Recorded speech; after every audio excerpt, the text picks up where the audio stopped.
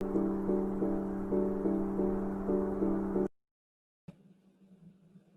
dia a todos, sejam bem-vindos. Eu me chamo Luciane de Lima, sou transplantada renal há 6 anos e eu tive a grata felicidade de receber o rim do meu esposo, que disse sim e me deu uma segunda oportunidade de vida. Em primeiro lugar, eu gostaria de saudar a presença do Dr. José Roberto Sodero Victório, e também a presença de todos, que hoje, pelo sábado de manhã, tiveram o interesse de vir e assistir esse congresso, que procurou sempre abordar temas voltados aos transplantados. Dentre os temas que a comissão organizadora resolveu elencar foi justamente o direito previdenciário, que, infelizmente, ao longo dos anos, tem sofrido muitas quedas de direito, tem diminuído muito a questão tem dificultado muito a questão da concessão e manutenção dos benefícios. Inclusive, no ano de 2019, final de 2019 e início de 2020, nós tivemos uma onda muito grande de corte e suspensão de benefícios voltados aos transplantados. E é para abordar esse tema que nós convidamos o doutor José Roberto Sodero Victório, que ele é advogado, presidente da Comissão de Direito Previdenciário da OAB, membro consultor da Comissão de Direito Previdenciário do Conselho Federal da OAB, pós-doutor em Saúde, Bioética, Direitos Humanos e Meio Ambiente pela Universidade de Salerno, na Itália.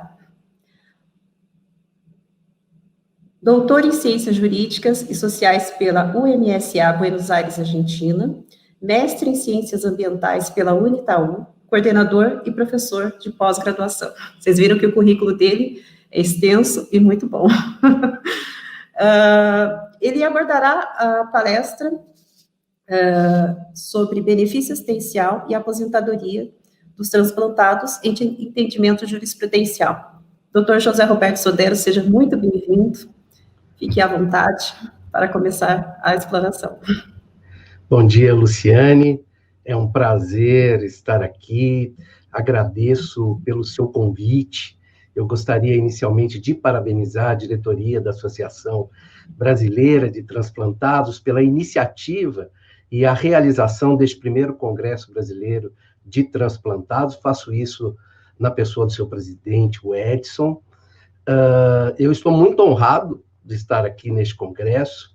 Eu passei a minha vida da advocacia, minha vida profissional inteira, fazendo a defesa dos direitos sociais e da dignidade do ser humano, em especial dessa nossa gente brasileira, dessa nossa gente simples, né? De cada cidadão brasileiro, e estar aqui hoje, na realidade, é um presente para mim. Vocês viram que o meu mestrado, o meu doutorado e o meu pós-doutorado foi na área de doenças ocupacionais, benefícios por incapacidade e bioética. E o tema que a Luciane me passou é justamente nessa linha de raciocínio que cuida do benefício assistencial, que normalmente as pessoas chamam de BPC ou LOAS, e da aposentadoria do transplantado, o entendimento jurisprudencial. Para quem não é do ramo, o entendimento jurisprudencial é aquilo que os tribunais falam sobre determinada questão. Antes de falar sobre o tema, especificadamente, e estava vendo a Luciane colocando essa situação, olha só, a Constituição Federal de 1988, ela elevou a nível constitucional direitos fundamentais muito importantes. E dentre esses direitos fundamentais, o direito à seguridade social. Então, o direito à seguridade social, que ela tem um tripé que ela importa muito para o transplantado, que é a saúde, a assistência social e a previdência social. E quando a Constituição Federal de 1988 eleva a nível constitucional esses direitos, ela empodera pessoas. E que pessoas são essas?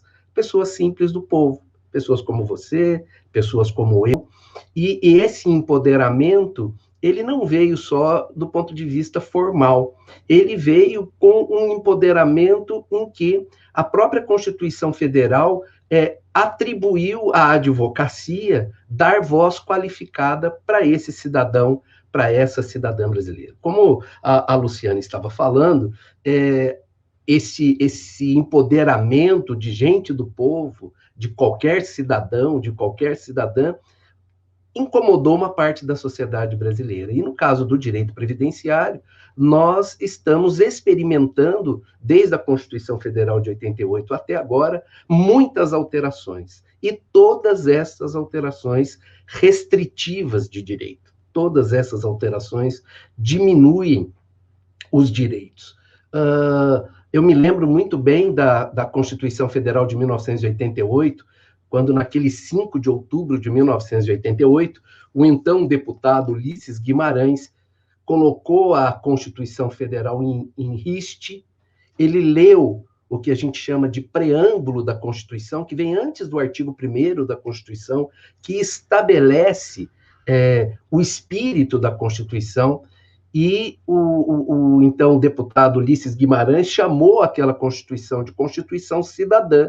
E no preâmbulo, nesse espírito da Constituição, uma das leituras é que a Constituição está destinada a assegurar direitos sociais e individuais, o bem-estar das pessoas e a justiça como valor supremo de uma sociedade fraterna, pluralista e sem preconceitos. Então, nós estamos, ao longo do tempo, experimentando essa Constituição Federal, e imagino que nós estamos hoje aqui falando de transplante de transplantados muito por conta da Constituição Federal de 1988, como eu disse, que empoderou a nossa gente do povo, comum do povo.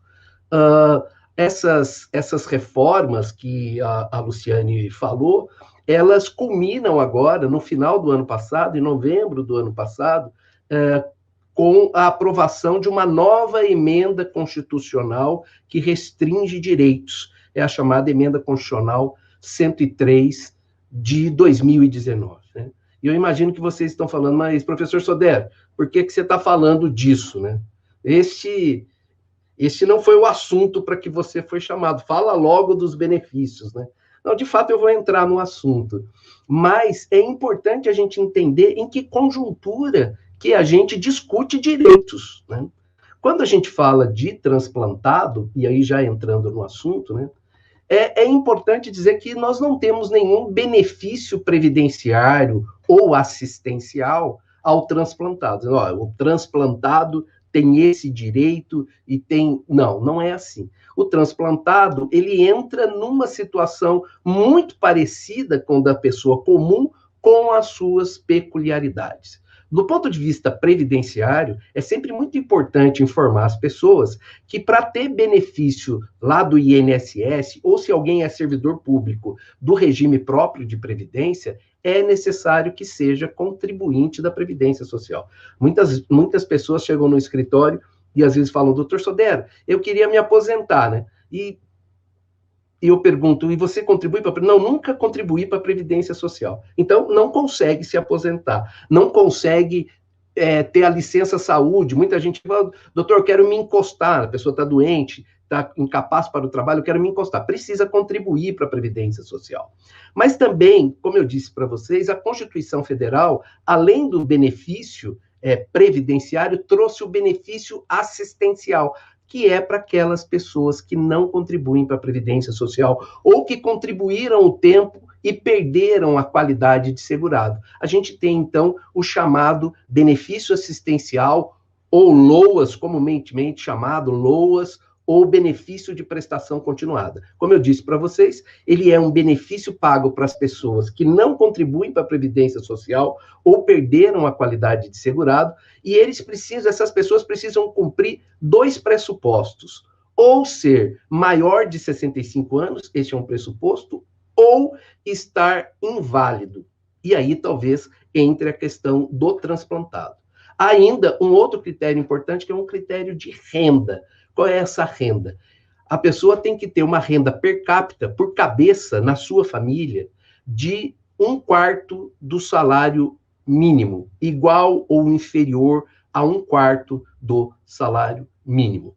E se a pessoa consegue esse benefício assistencial, ela tem o direito de um salário mínimo por mês. Várias pessoas transplantadas que têm, no que nós chamamos de invalidez, elas podem receber o benefício da LOAS, do BPC, o benefício assistencial, sem ter contribuído para a Previdência Social. Do ponto de vista da Previdência Social, o primeiro benefício que vem à cabeça são os benefícios por incapacidade. E é muito interessante abrir um parênteses para falar sobre os benefícios por incapacidade. Porque muitas pessoas pensam que pelo simples fato de você ter uma patologia, naturalmente você tem o direito ao benefício por incapacidade. Não é verdade, né? A patologia que a pessoa é portadora precisa incapacitar ela para a atividade que ela vinha exercendo. Eu sempre, nas minhas aulas, dou o meu exemplo para os meus alunos, né? Eu digo o seguinte, ó, professor Sodero, ele tem uma patologia. Eu tenho uma patologia, eu sou diabético, eu não produzo nada de insulina, eu preciso tomar 7 picadas de insulina por dia, eu preciso tomar 3 insulinas diferentes. Se eu não tomar, eu vou morrer, eu vou desencarnar. Mas para a minha atividade de professor e de advogado, a minha patologia não me incapacita, pelo menos por hora.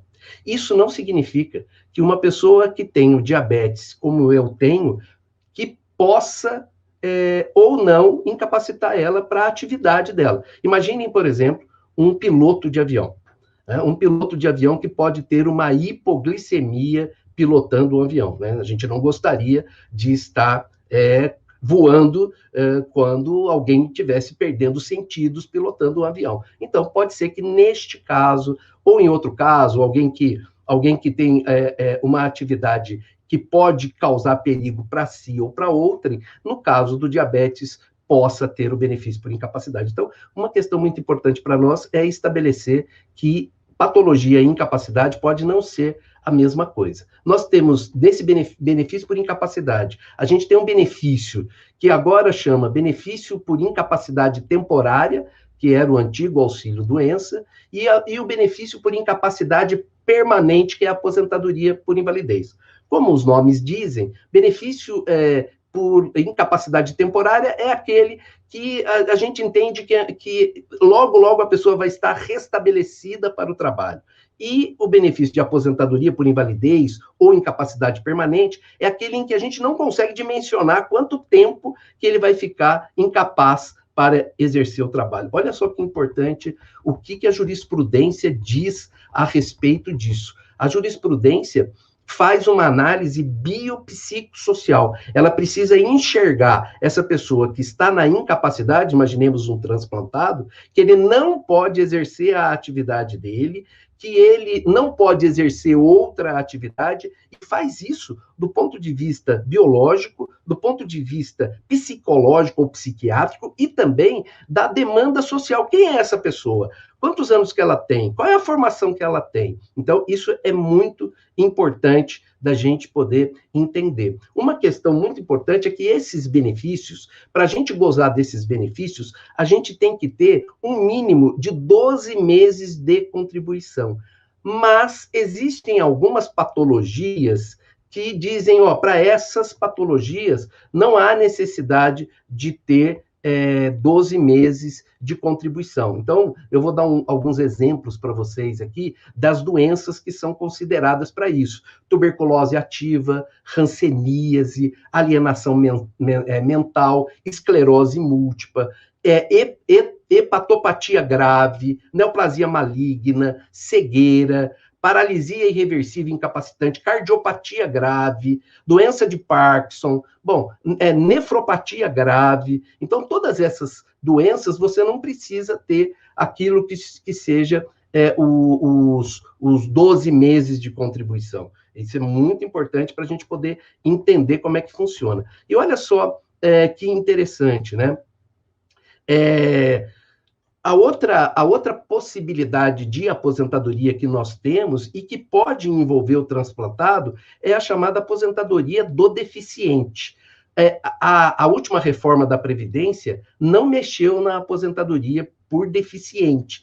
E essa aposentadoria, ela é garantida por uma lei, chama Lei Complementar 142, e ela garante ao deficiente a possibilidade de se aposentar com umas regras que são um pouco mais amenas do que para a pessoa que não é considerada com deficiência. Então, eu diminuo a idade do deficiente, ou então diminuo o tempo de serviço, o tempo de contribuição dessa pessoa, dependendo do grau de deficiência. Então, quando a gente cuida, então, de benefício por incapacidade e do benefício por deficiência, eu não posso esquecer que vai haver a necessidade de que o segurado da Previdência Social passe por uma perícia. Inclusive, lá no benefício assistencial da LOAS, do BPC, também passará, no caso de invalidez, por uma perícia do INSS. Essa mesma perícia aí, que está nessa luta danada da greve, volta, não volta, tem condições de meio ambiente para os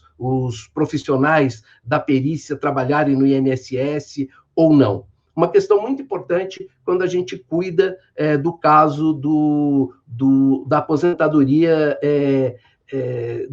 de quem tem deficiência. Não é necessário que o segurado tenha nascido com deficiência, não é necessário.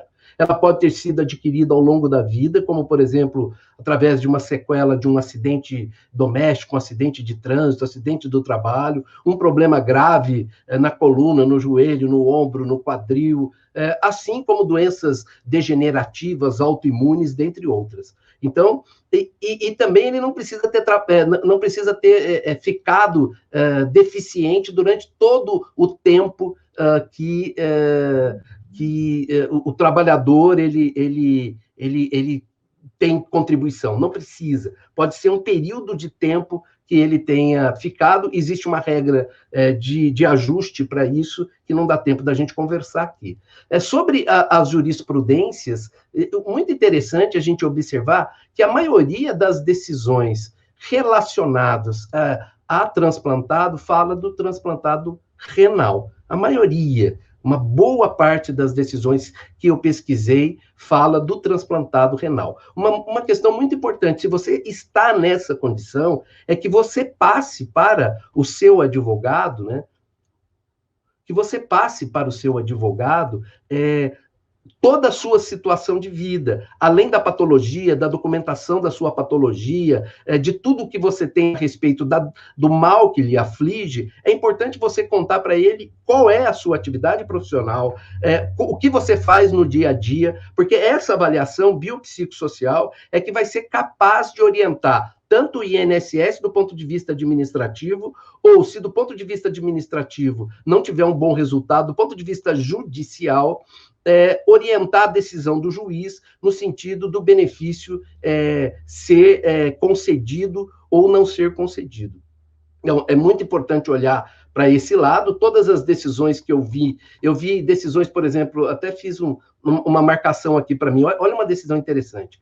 Vou colocar entre aspas a decisão. Como transplantado de rim e em uso de imunossupressores, o autor tem restrições a vários tipos de trabalho que exijam força física e também a risco biológico. A contraindicação formal para a função de coveiro pelo risco biológico. Esse trabalhador, então, ele era coveiro, e o juiz entendeu que, tendo em vista toda a situação dele de transplantado, ele não poderia exercer a função de coveiro, e olha só que interessante, o laudo pericial disse que essa pessoa, ela poderia exercer outra atividade. Aí o juiz entra e diz o seguinte: ainda que o laudo pericial tenha apontado pela incapacidade relativa do requerente, se afigura pouco crível que quem sempre trabalhou em atividades braçais, tendo já se submetido a transplante renal, possa trabalhar em qualquer atividade. E aí ele deu a aposentadoria por invalidez para o segurado da Previdência Social. Então, vocês observam que é sempre muito importante tanto para o advogado que trabalha, né? É muito importante, se vocês precisarem de um advogado, que seja um advogado especialista, porque a gente vai estar cuidando de patologia, a gente vai estar cuidando de meio ambiente do trabalho, a gente vai estar cuidando de perícia, e é importante que a gente tenha toda essa avaliação muito ampla, muito holística, para a gente poder entender e estabelecer também para o INSS ou para o juiz da causa os parâmetros para que ele possa julgar o processo. Uma outra questão, e já entrando para a nossa parte final, é uma pergunta que alguns transplantados já me fizeram. Mas olha, eu me transplantei jovenzinho, antes de começar a contribuir para a Previdência Social. É verdade que, pelo fato de eu ter sido transplantado antes de contribuir para o INSS, eu não posso gozar de nenhum benefício por incapacidade por conta dessa patologia anterior à minha filiação ao INSS? E a resposta é, em tese, sim. Mas a patologia ou lesão em que a pessoa já era portadora ao ingressar no regime não impede que seja concedido o benefício, se tiver ocorrida a inaptidão dela, ou a progressão, ou o agravamento da moléstia. Então, nós temos uma noção muito interessante a respeito deste tema, e é muito importante que, em casos como esse, então, como eu estava dizendo, o segurado, o transplantado, leve para o advogado, além de toda a documentação médica, leve também o seu histórico pessoal, o seu histórico profissional para balizar. Bom, eu tinha preparado isso bem rapidinho, a minha vontade era conversar com vocês 6 horas, 8 horas, porque o tema é empolgante, mas eu tinha combinado com a Luciane que eu ia falar por volta de uns 15, 20 minutos, então era isso que eu tinha num primeiro momento, e me coloco à disposição, Luciane, para responder questões, etc. Muito obrigado. Brilhante, como sempre, doutor, sua fala. Estou observando aqui que, em relação aos comentários, está bem participativo, está elogiando muito sua fala. Eu gostaria de passar para o doutor uns questionamentos que foram trazidos. Um deles é a respeito do benefício para a criança, né? Porque muitas crianças hoje, elas sofrem de algum tipo de insuficiência de órgão. E, neste caso, como que fica, doutor? Como que está a questão do direito em relação à concessão desses benefícios para a criança? É possível ou não?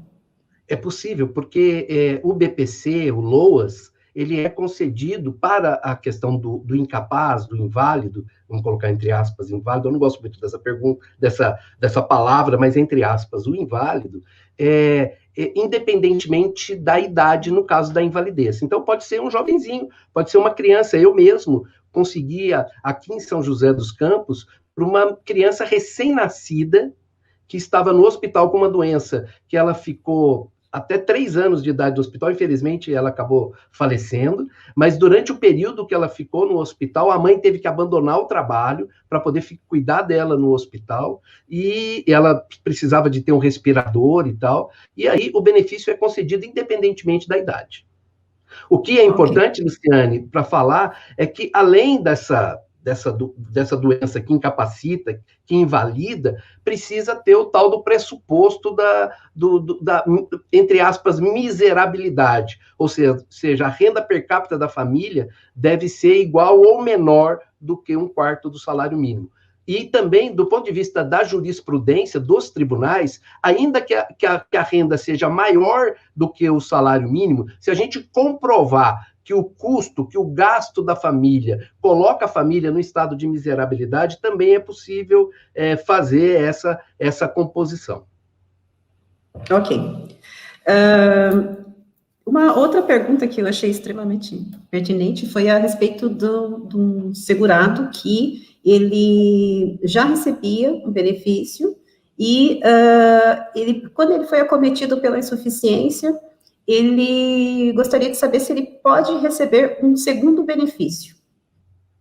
O benefício, ele é único. O que pode acontecer é que, dependendo do momento, aquele benefício novo pode ser melhor do que o benefício antigo. é o que a gente denomina aqui no direito previdenciário do melhor benefício. Mas eu não posso receber 2 auxílios doença, 2 aposentadorias por incapacidade, né? É um benefício só. Agora, eu posso ter um agravamento, por exemplo, num determinado momento, que pode me conceder um benefício melhor do que aquele que eu estava recebendo. Doutor, é só um parêntese. A respeito deste, por exemplo, se o segurado ele está recebendo, está em gozo do benefício de aposentadoria por invalidez, e ele tem uma necessidade de um tratamento ou uma ajuda de terceiros, ele também tem que se trata exatamente disso que o doutor está mencionando, né? Muito legal o que você está falando, né? O aposentado por invalidez, se ele precisa de um auxílio de um terceiro para poder ajudar, etc. e tal, tudo isso muito, muito documentado, né, Luciane, por documentação médica, etc., tem o direito de ter um acréscimo de 25% no benefício dele, que é justamente para dar uma ajuda de custo para que ele possa ter a ajuda desse terceiro. Isso acontece muito quando a pessoa está na cama, quando, por exemplo, tem cegueira ou outro tipo de patologia que necessita do apoio de terceiros. Ok. O Pietro Moinhos, ele está fazendo uma pergunta em relação, está dizendo, um paciente que deixou de contribuir e voltou a contribuir após o diagnóstico da doença, consegue afastar por auxílio doença?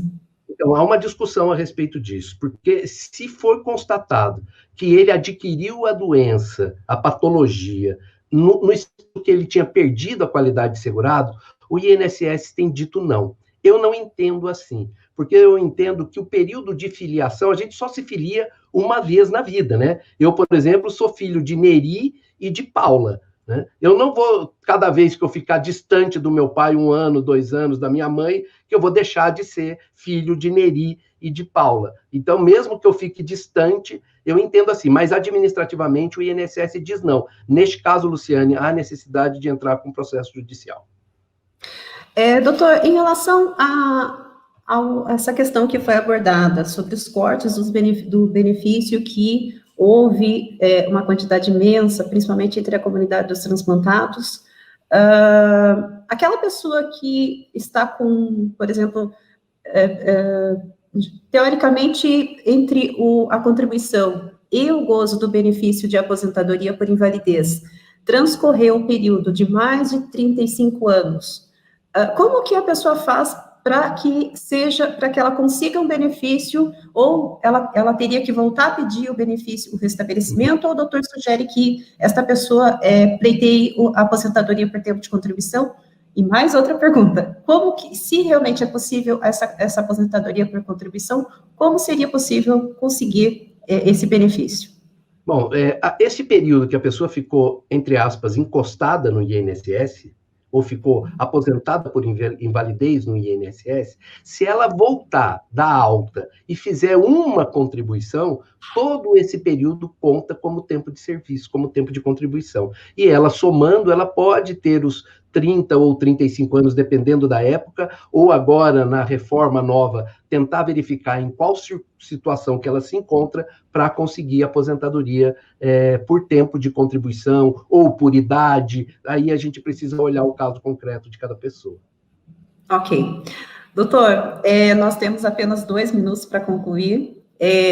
Eu observei que o povo está fazendo muitas perguntas e gostaria que o doutor fizesse as considerações finais e, inclusive, a respeito dessas perguntas, se é possível que o doutor responda, dê um feedback.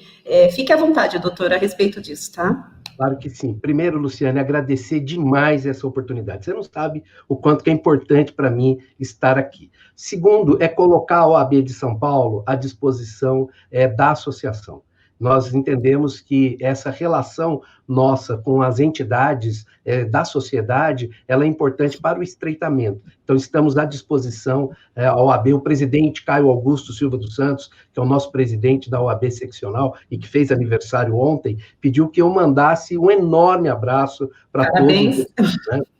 A outra questão importante é que, infelizmente, a questão previdenciária ela ficou tão complexa que as pessoas não devem mais ir sozinhas até o INSS para obter os benefícios.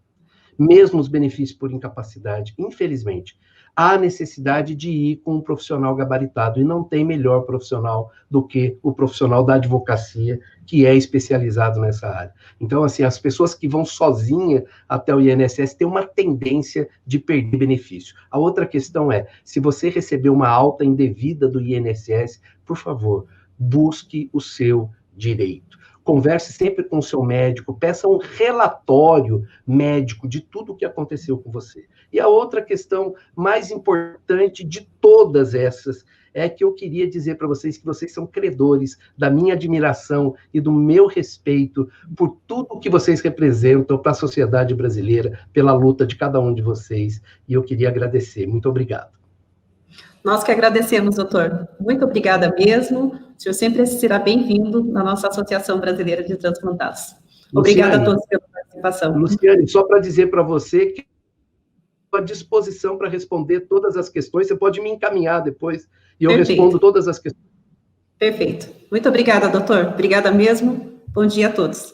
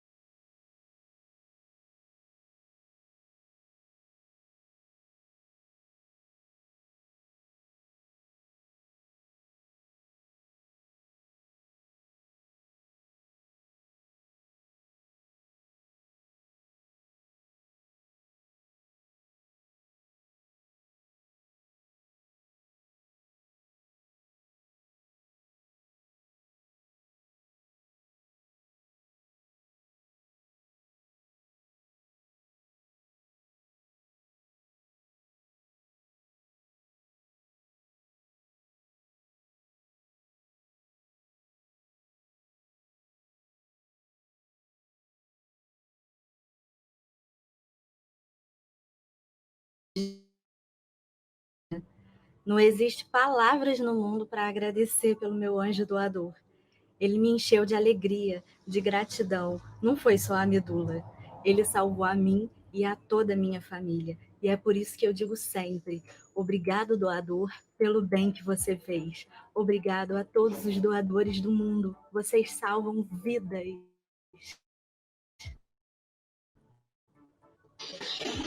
Meu nome é Renato Sherman. Eu só queria muito agradecer por poder estar vivo aqui hoje, graças a alguém que fez uma doação de medula, e eu poder estar aqui hoje, cuidando dos meus filhos, que tanto precisam de mim. Foi muita felicidade, muita gratidão, só tenho a agradecer. E é como sempre dizem, quem doa medula não salva uma vida, salva uma família inteira.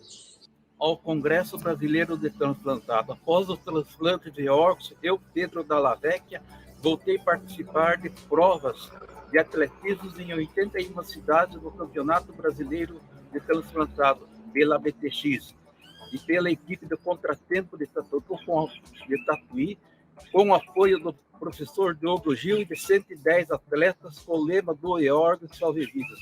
Agradeço ao Hospital Albert Einstein, a equipe Dr. Maurício e doutora Érica Náquia, a Laurinha, mais nova atleta, de 16 estados participantes e do time Brasil. A doutora Luciana, minha gratidão. Ao nosso presidente, doutor Edson, após os 6 quilômetros do brasileiro da cidade de Curitiba, falou para mim que era o cara na premiação, com a famosa faixa do Largo Salve Vidas. Novos tempos virão, novos desafios, Maratona Internacional de São Paulo, Corrida Internacional de Aleluia em São Roque e várias outras. Breve possível estarei no 2º Campeonato Brasileiro de Transplantado e do Sul-Americano em Curitiba, pela ABTX, pelo time Brasil, com o atleta mais velho do Brasil, com 75 anos. Eu mesmo estou me convidando. O que vale é participar e se chegar é possível a todos transplantados em todos os esportes. Estou aqui porque alguém doou um órgão para mim. Obrigado ao meu Deus. Viva a BTX, viva o Congresso e a equipe de contratempo RUG de Tatuí, do time Brasil.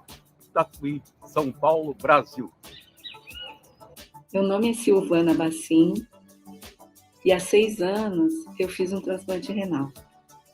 Esse sim salvou a minha vida, me trouxe qualidade para poder estar aqui e dizer para vocês que transplante para mim é vitória. É vitória do sim, é vitória do amor, é vitória da nossa esperança e é vitória da gratidão. Diga sim você também. Olá, eu sou Volnito Amaral Rosolém, sou transplantado de fígado e moro no Paraná. Eu quero agradecer imensamente a família que falou um sim na hora de uma perca de um ente querido, mas que salvou a minha vida e de outras pessoas também. Muito obrigado, eu sou eternamente grato por isso. E continue fazendo essa boa ação de doar órgãos. Muito obrigado, senhor.